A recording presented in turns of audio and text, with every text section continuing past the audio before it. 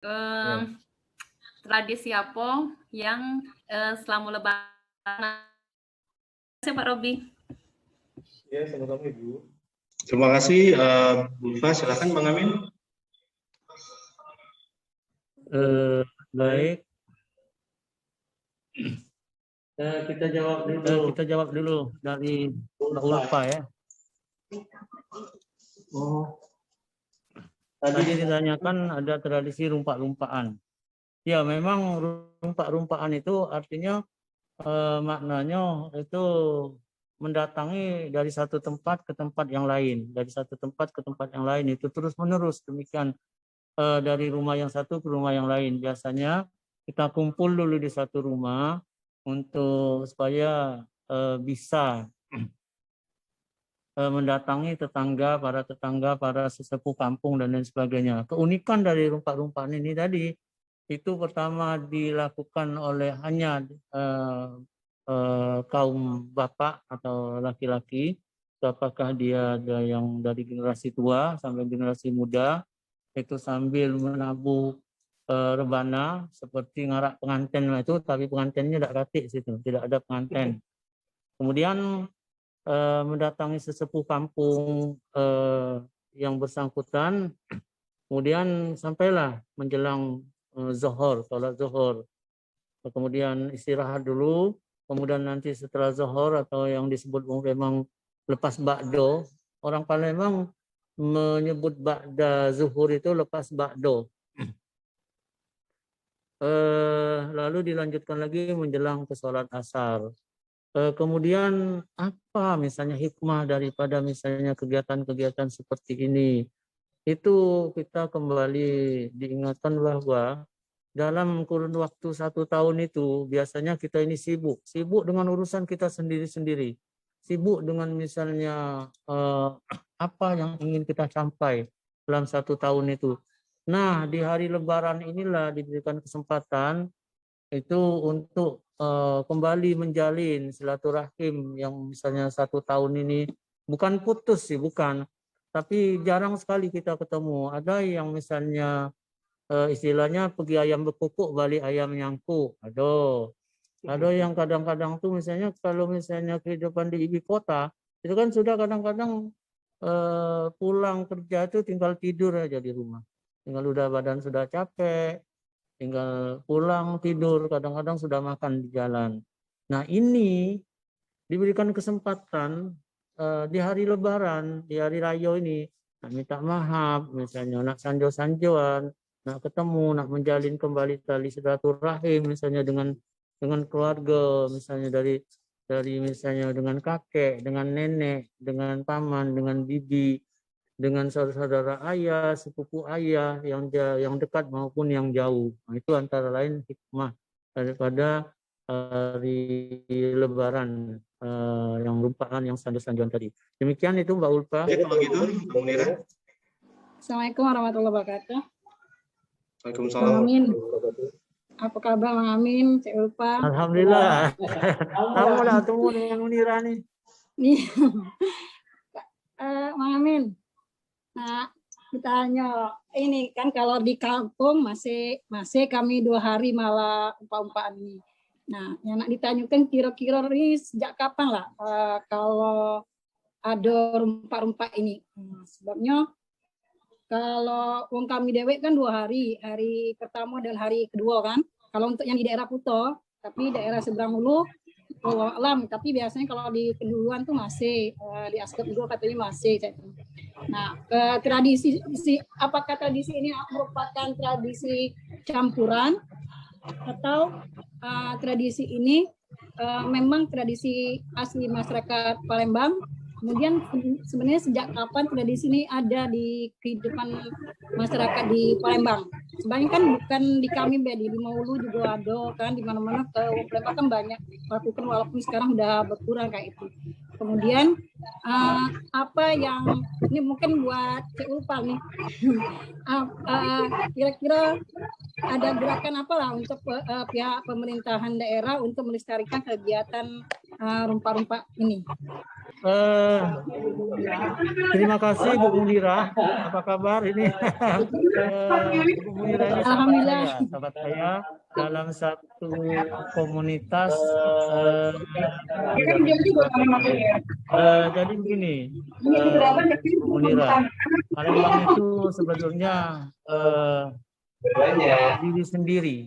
Jadi uang Palembang itu sendiri misalnya dari pakaian, dari tradisi misalnya makan, kuliner, itu memang ada pengaruh dari luar. Seperti tadi rumpah-rumpahan, itu rasanya rumpah-rumpahan ini pengaruh dari Arab. Misalnya dari wong-wong Arab misalnya yang ada di Palembang atau yang disebut jemaah itu. Karena ngapa? Sultan-sultan Palembang itu sendiri itu imam-imamnya itu seluruh imam-imam itu bukan hampir seluruh imam-imam itu adalah para guru yang datang dari Yaman dan Hadramaut. Dan ini sekaligus ada tradisi di Palembang itu guru-guru ini dijadikan menantu sama sultan. Karena itu pada setiap makam kesultanan itu di depannya itu harus ada imam daripada sultan itu sendiri. Maka erat kaitannya pengaruh ini membawa misalnya pengaruh busana, pengaruh kuliner, pengaruh tradisi misalnya di Palembang ini sendiri. Nah kalau misalnya sejak kapan sih misalnya rumpah-rumpahan ini ada misalnya, itu tidaklah dari dalam catatan, hanya ini diperkirakan memang dari masa kesultanan itu sendiri. Tadi saya sudah berbincang sama rekan Robi bahwa apa yang ada sekarang ini tidak terlepas dari adanya Kesultanan Palembang itu sendiri. Kemudian sejak misalnya Palembang itu mulai misalnya mengalami penurunan, sejak misalnya SMB 2 itu Sultan Muhammad II dikalahkan oleh Belanda dengan tipu muslihat Belanda itu, maka semua apa yang tadinya ada di dalam keraton ini perlahan tapi pasti keluar dari keraton misalnya. Memang ada yang melaksanakan kegiatan ini misalnya 2 hari, ada yang 3 hari, ada yang hanya 1 hari, tergantung dari kesempatan dan bagaimana tradisi di kampung itu sendiri. Ada perbedaan seperti misalnya dari kampung Seberang Ulu dengan Seberang Ilir ini misalnya sudah berbeda. Kalau Seberang Ulu barangkali sekarang masih ada rumpah-rumpahan itu. Tapi kalau di Seberang Ilir sini, di Kamek sini, ini sudah nyaris tak terdengar. Sama dengan ini, sama dengan Nangi ke Sahur misalnya. Tradisi membangunkan sahur itu ada tempat-tempat yang masih bertahan misalnya dengan membangunkan sahur misalnya diiringi dengan rebana. Tapi ada tempat-tempat yang sudah tidak lagi membangunkan sahur. Kalau tidak ada misalnya dari masjid atau misalnya dari jam yang sudah kita setel itu pacak kesiangan. Nah, sama dengan ini tadi.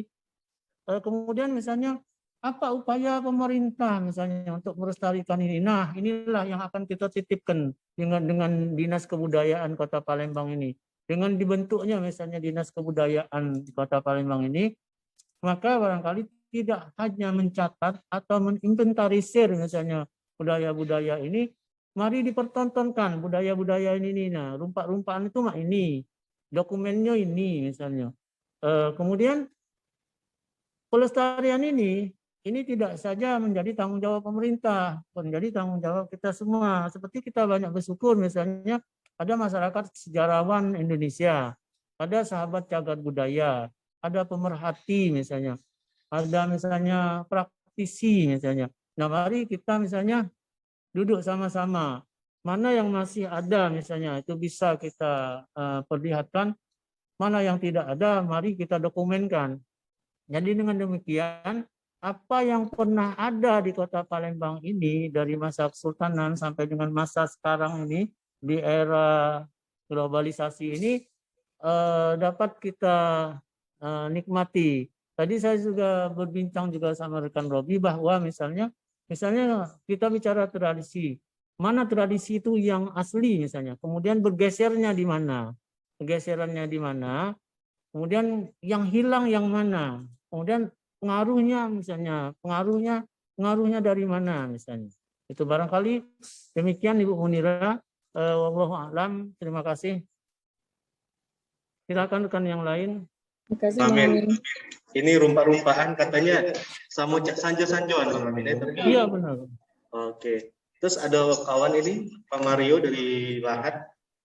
Katanya ini mirip dengan di Lahat. Pantauan kalau Pantauan ya. Mirip memang Pak ya. Apa ada hubungan dulu ya itu Pak? Begini, bahwa sesungguhnya Kesultanan Palembang itu wilayahnya Sumatera bagian selatan.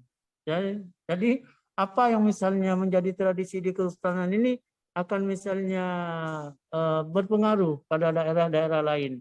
Hanya saja kali namanya yang lain, namanya saja yang lain. Sama rumpak-rumpak nih itu misalnya dengan sanjo-sanjo, hanya saja yang membedakan bahwa kalau rumpak-rumpakan itu dia spesial sekali, khas sekali karena pakai rebana, pakai terbangan. Jadi itu nabur rebana dari rumah ke rumah itu. Dari rumah ke rumah, dari rumah yang satu ke rumah yang lain. Allah SWT dan uji juga. Jadi barangkali itu Pak siapa tadi? Pak Mario. Pak Mario. Ya, Ya dari Lahat. dari kayaknya ini kayak Lebaran dulu, biasanya kalau Palembang biasanya pengantin baru pada saat saja bawa kue khas Palembang. Ini mungkin minta konfirmasi benar atau tidak Pak Jamal. Sebenarnya itu bukannya terkhusus bagi pengantin deh. Itu yang misalnya dari ini tadi misalnya dari besan ke besan, dari besan ke besan. Bukankah dalam rangkaian upacara adat perkawinan Palembang itu ada yang namanya nyenggung. Nah, nyenggung ini dimaknai memelihara. Memelihara ini memelihara hubungan baik dengan calon besan. Jadi tidak saja misalnya kalau dengan calon besan itu tidak saja misalnya di hari Lebaran, di hari-hari tertentu itu juga saling anteri, saling mengantari misalnya ini tadi makanan-makanan tadi, apalagi hari Lebaran.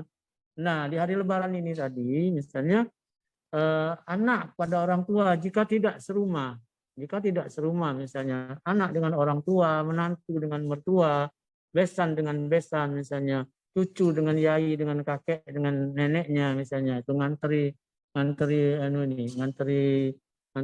lontong, nganteri juada misalnya, nganteri makanan-makanan yang lainnya. Bahkan bagi yang mampu itu membelikan misalnya kain itu sewet untuk sholat Id atau sewet misalnya untuk sembahyang hari raya tadi, telekung baru misalnya, sewet baru misalnya untuk misalnya wong tua, untuk mertua.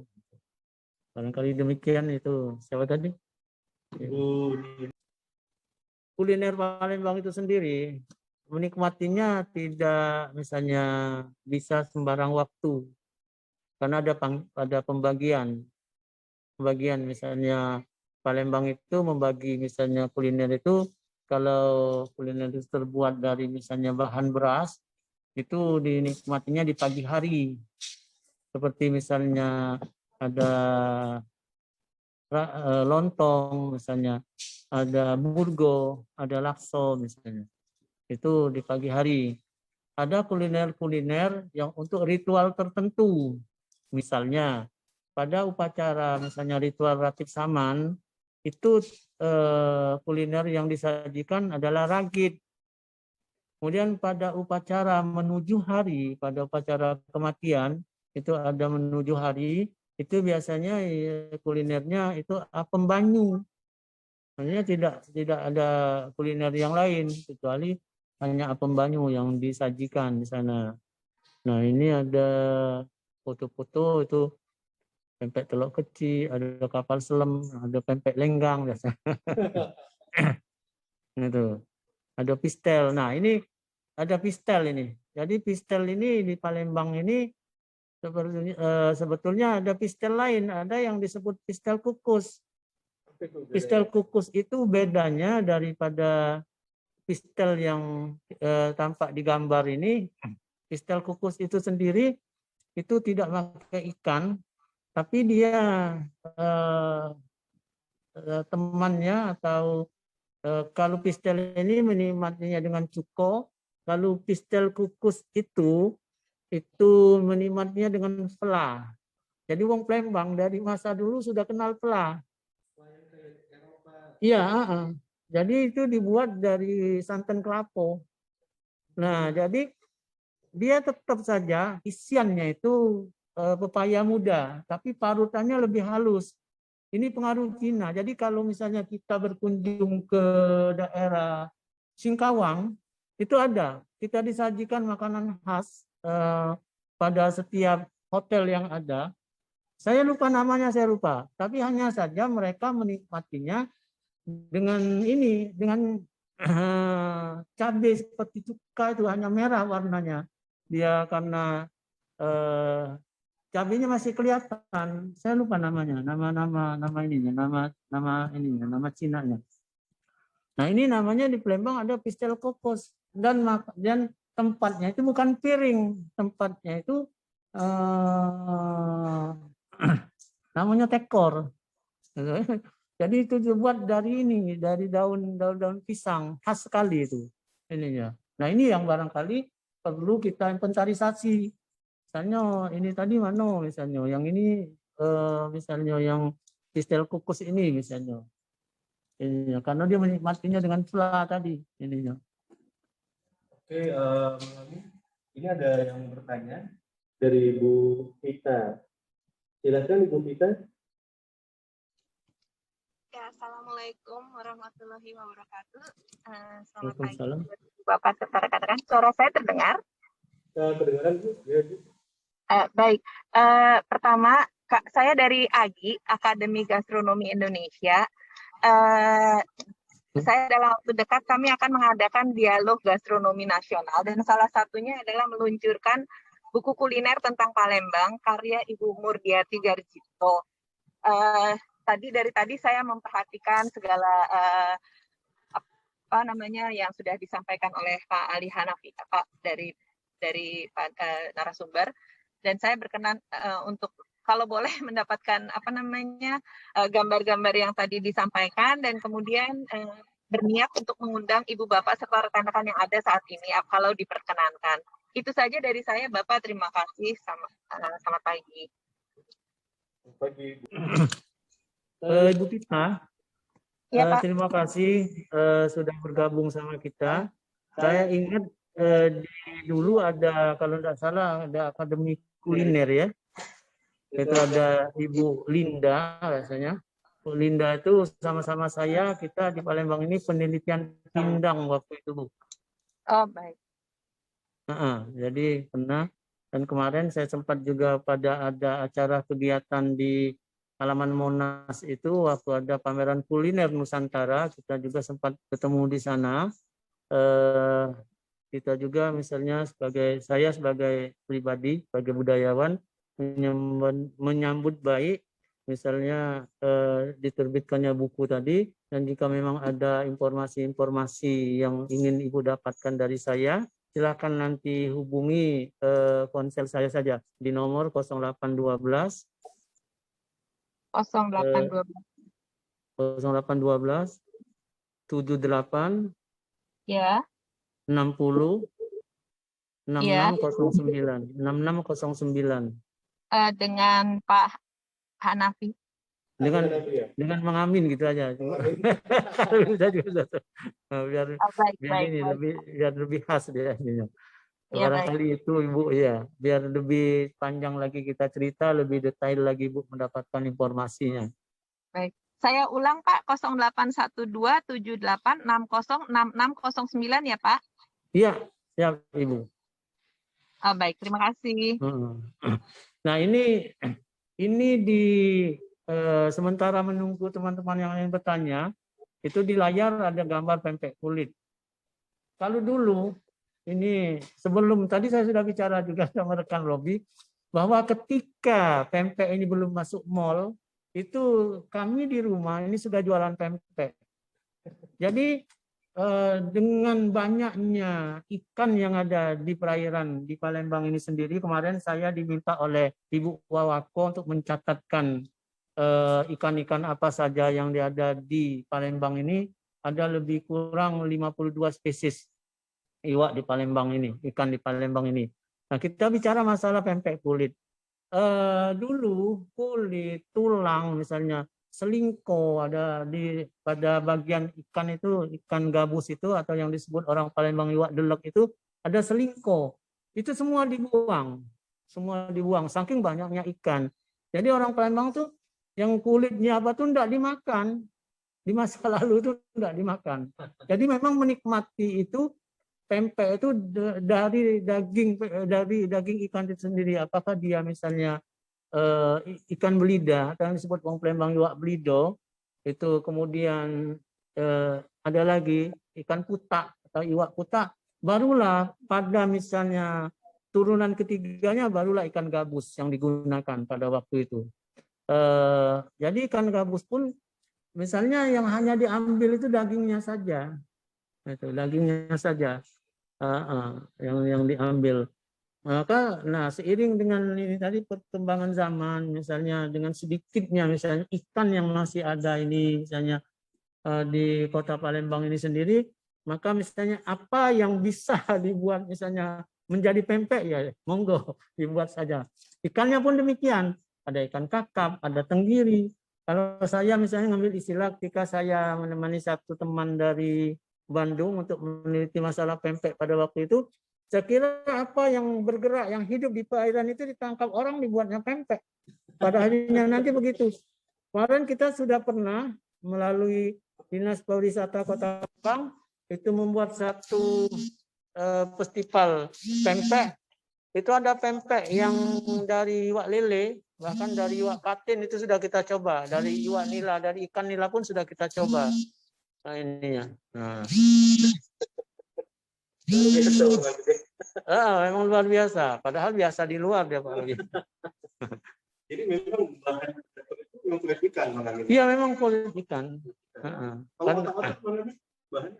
Kalau otak-otak itu bahannya ikan, tapi dia ditambah dengan bumbu-bumbu lain seperti ditambah dengan misalnya perasan santan, kemudian ditambah dengan misalnya bawang merah, di sana ada misalnya irisan misalnya daun bawang dan sebagainya. Dan makannya pun bukannya dengan cuka, ada ini tersendiri dia.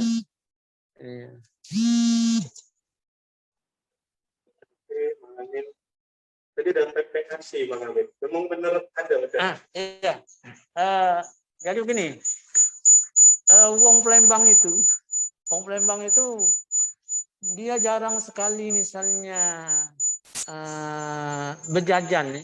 Berjajan itu yang dimaksud berjajan itu artinya dia membeli kuliner itu di luar, misalnya dengan orang-orang yang menjajakan kuliner. Dan memang pada waktu itu yang menjualan itu sedikit. Kemudian apa yang bisa dimanfaatkan di rumah itu dimanfaatkan. Ada pempek bubur, ada pempek nasi. Jadi nasi-nasi yang tidak sisa nasi yang tidak termakan itu dibuat pempek nasi. Ada pempek gendum di Palembang itu. Lain dengan godo-godo. Walaupun bahannya sama-sama dari gendum, tapi ada yang namanya pempek gendum yang nama lainnya itulah pempek templa namanya. Itu. Ya, dari gendum ininya. Ada misalnya seperti pisang misalnya. Pisang itu selain dari digoreng, ada yang dibuat misalnya belecok, ada pepes pisang, ada baroya. Nah, ada yang satunya saya tidak berani menyebutkannya itu Pak Robi. Kalau menyangkut dengan harkat dan martabat seorang lelaki. Itu. Oke. Ini ada pertanyaan Pak Mang Amin mengenai pempek antara pempek kepiting dan pempek gurita. Ini mungkin bahannya Mang Amin ya. Iya. Bukan ya. Nah, ini juga yang jadi obrolan teman-teman. Yang benar itu pempek kerupuk atau pempek keriting Mang Amin? Nah, oke. Pempek. Jika kita bicara masalah pempek, maka akan terbayang di hadapan kita dari alam khayal sana ada berapa macam pempek. Saya sebetulnya berapa waktu yang lalu sudah bicara masalah pempek ini. Tiba-tiba di Palembang itu ada namanya pempek keriting. Saya berpikir, apakah pempek keriting ini muncul ketika di Palembang itu banyaknya salon kecantikan? Dia ada pempek rebonding katanya. Pempek keriting itu namanya klesan kerupuk, bukan pempek kerupuk. Klesan kerupuk. Klesan ini dimaknai wong Palembang, orang Palembang memaknai klesan itu sebelum. Sebelum. Jadi ada istilah di Palembang itu ngelesi.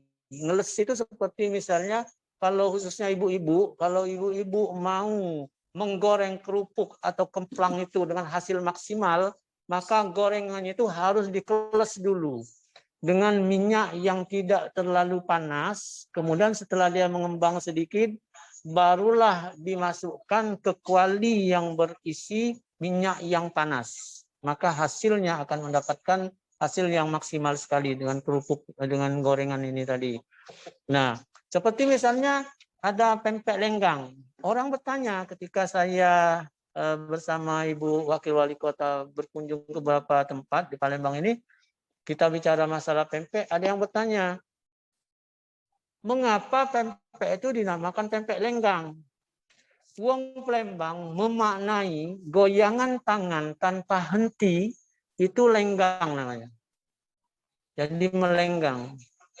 Jadi pempek ini kita lihatlah, padahal misalnya setelah misalnya pempek ini diadon nih, bahan pempek itu dengan misalnya telur bebek, kalau didiamkan kan diam kembali, bisa saja dia. Lalu dia jadi matang baru ngangkat. Tapi enggak demikian dengan pempek ini. Perlu tangan ini digerakkan terus, digeser ke sini lah, digeser lagi ke sini, diatur lagi ke sini, diatur sini. Nah, sehingga gerakan tangan ini sendiri wong Palembang memaknainya dengan lenggang. Jadi kalau misalnya orang yang jalan, kalau dia berjalan tangannya itu misalnya di kayuhnya, di ayunnya ke bawah, ke depan, ke belakang, maka itu melenggang nian kau tuh caknya berjalan tuh. Nah itu ya ini. Nah seperti misalnya ada pempek misalnya kapal selam misalnya.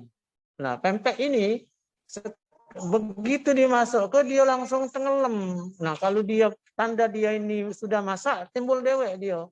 Nah kemudian bentuk-bentuk pempek. Penamaan pempek. Dulu dah katik pempek adaan.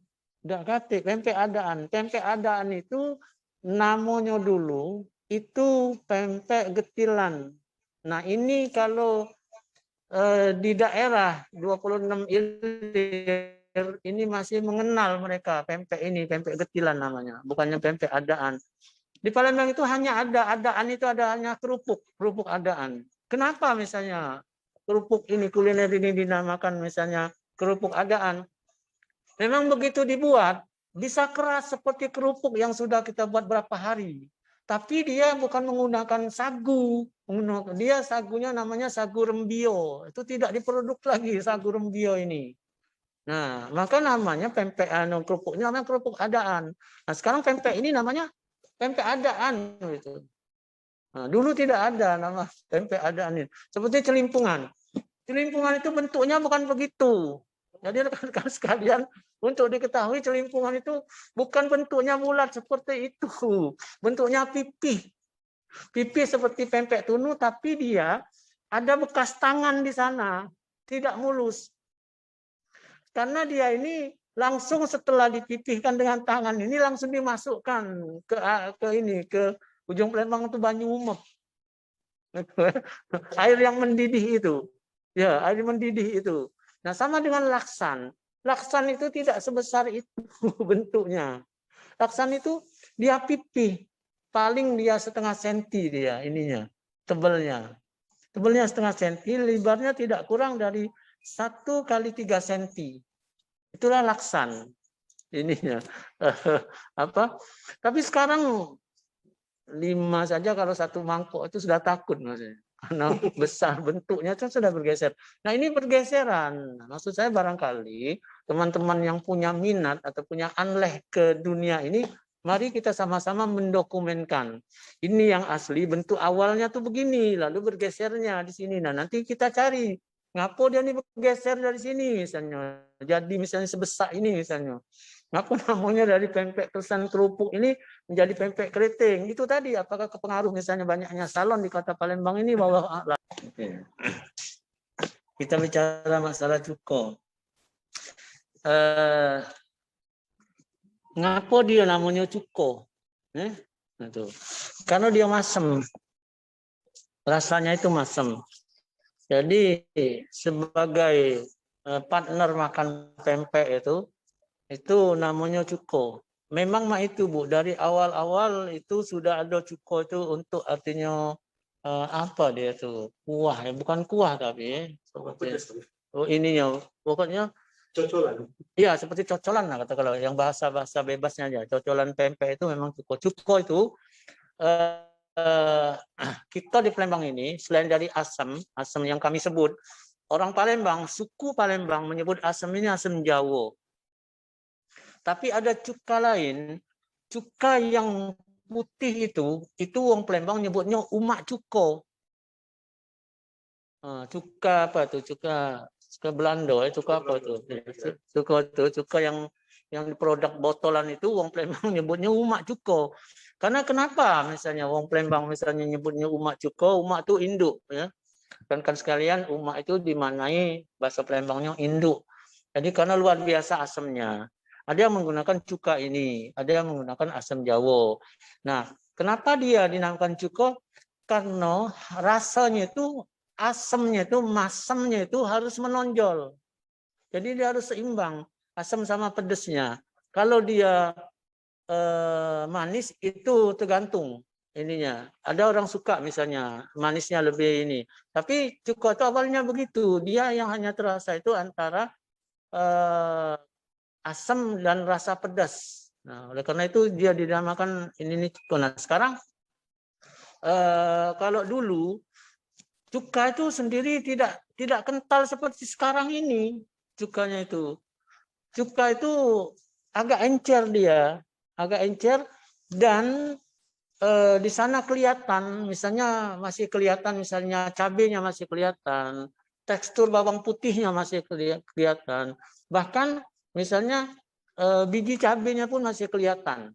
Ini. Nah sekarang karena ini barangkali perbedaannya kalau dulu itu di pirik itu apa bahasa Indonesianya? Di pirik itu di ulek. Ya, sekarang kan sudah di blender. Pada satu misalnya, kadang-kadang orang memblendernya itu cabai itu dari pasar dicuci, lagi dibuang ininya, tangkainya itu langsungnya masuk blender. Nah, kadang-kadang begitu. Nah, kalau dulu tidak demikian. Pembuatan cuka itu dia memang agak encer ininya. Barangkali Ibu apa tadi? Bu Sinta. Ibu Sinta. Barangkali itu Bu jawaban dari saya. Terima kasih. Nah, oke, terima kasih Bu atas pertanyaannya. Pempek ini dulu, ini karena pempek itu begini. Ada pempek lenjer, ada lenjer kecil. Itu. Kemudian ada pempek telur besar, ada pempek telur kecil. Nah itu tadi. Ada pempek model, ada dia pempek tahu. Nah kemudian ada pempek getilan tadi, ada pempek lenggang tadi. Pempek kapal selam ini tidaklah ada dalam catatan sejak kapan. Tapi dari awal ketika pempek itu hadir di Palembang ini, itu namanya pempek telur besar. Pempek telur besar. Kemarin saya ada sama teman juga dari Bandung penelitian. Teman saya itu meneliti pempek itu agak uniknya begini. Walaupun kita tidak saling lihat membuat pempek itu, tapi bisa sama begitu. Bentuknya bisa sama. Pempek lenjernya bentuknya begitu. Pempek keresan kerupuk tadi bentuknya begitu. Nah, mengenai pempek ini sendiri, seperti katakanlah keresan kerupuk atau kerupuk. Ada yang dibuat dari pempek kerupuk itu dibuat dari alat yang namanya pirian, tapi ada yang dari sangku. Ada yang dari sangku. Ada juga yang dari misalnya piriannya dari batok kelapa. Awal-awalnya dulu sebelum adanya Kuningan itu dari batok kelapa. Maka oleh karena itu di Palembang itu ada namanya kerupuk batok. Nah, ini. Barangkali itu Ibu jawaban dari saya. Ini Bang Amin, lanjut kayaknya banyak pertanyaan. Ya enggak apa-apa. Kayaknya menarik ini.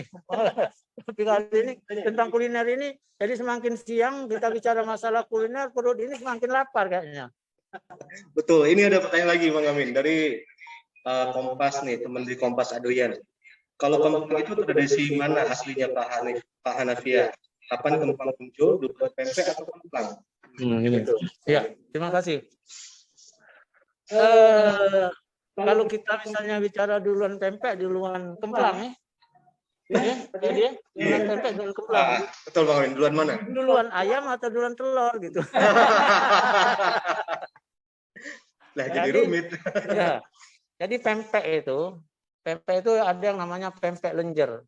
Ya, pempek lenjer itu. Nah, awal kemplang itu ketika pempek lenjer ini udah habis, maka ini dipotong pipi, menjadilah kemplang. Nah, itulah ada di Palembang itu ada istilah tawakal.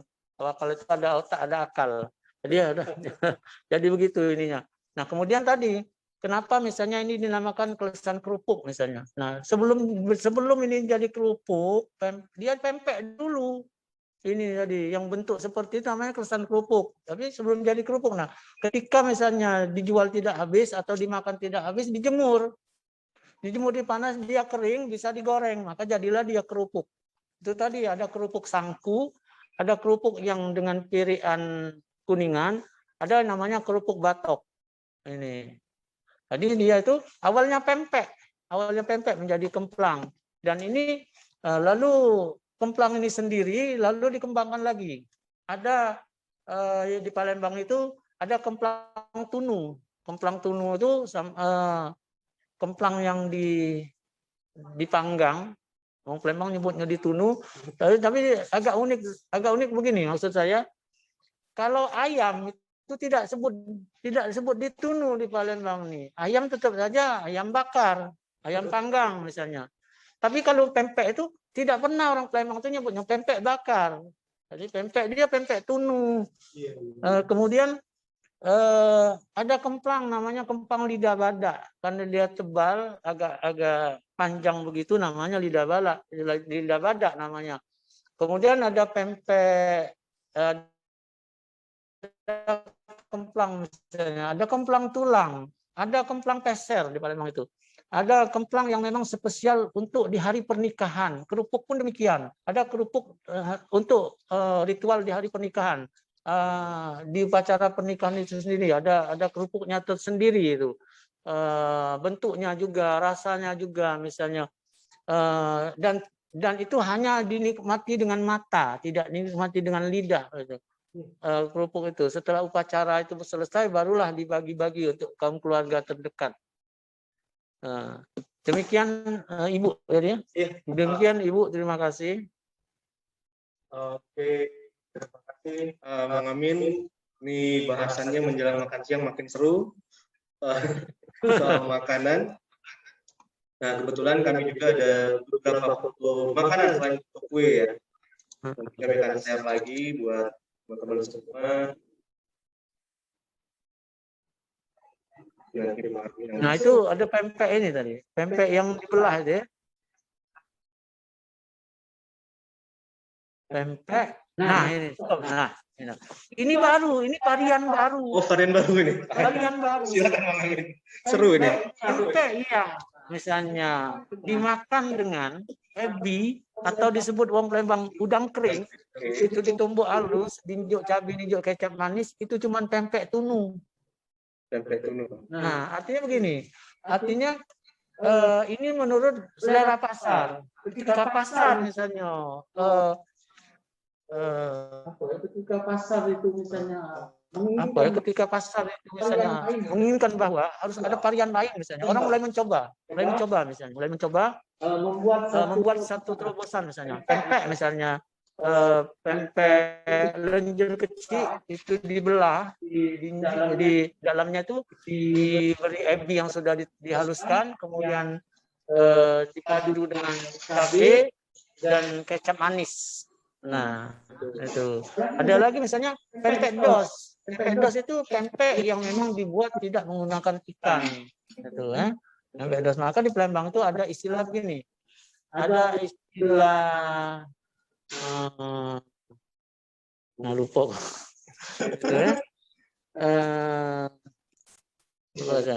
Jadi ada makanan itu memang dibuat sedikit, dibuatnya sedikit. Nah, misalnya ada godo memang itu. Godo itu yang paling enak, godo itu ada udangnya. Udang itu udang kecil-kecil itu, bukan ebi tapi memang udang hidup itu. Saking banyaknya ikan di Kota Palembang ada godo udang. Godo udang. Jadi teman-teman, bagi yang belum paham, terutama yang dari luar Palembang, saya stop share dulu. Bagi yang belum paham nih teman-teman di Palembang, awalnya pempek tunu itu adalah pempek yang dibelah, isinya adalah kecap, cabai, ebi, mengaminnya ebi. Nah, jadi standarnya adalah pempek panggang, pempek tunu itu dibelahnya dari samping, bentuknya bulat, dibelah dari samping. Nah, pempek belah yang tadi, pempek lenjer kecil, dibelah dari atas, dari samping. Nah, itu yang model baru, yang varian baru. Dan ini kayaknya bukan sesuatu yang bid'ah. Boleh saja Bang Amin ya. Iya, boleh saja. Nah, itu dia. Gimana Bang Amin? Ada varian pempek kerupuk itu dia bentuknya bulat, di dalamnya itu langsung diberikan ini tadi, diberikan ebi, diberikan kecap, diberikan cabai. Rekan-rekan sekalian, ketemu pempek ini maka makannya harus hati-hati, pelan-pelan. Oke. Karena dia ketika dimakan itu waktu dia digigit sama kita ini pecah dia. Karena dia cair, dalamnya itu cair. Oke. Ada varian baru lagi yang baru dikembangkan, ada pempek telepon. Telepon itu dan dia dikasih parutan kelapa. Itu. Di Palembang itu kalau kita bicara kuliner, ada kuliner yang tidak ada lagi. Misalnya yang sudah tidak ada lagi itu ada namanya ketolo. Ketolo itu sudah tidak ada lagi. Ya. Ketolo ada di Palembang itu, tidak ada lagi. Ketan salak punah, angsur punah di Palembang ini. Kalau sakit dia masih ada.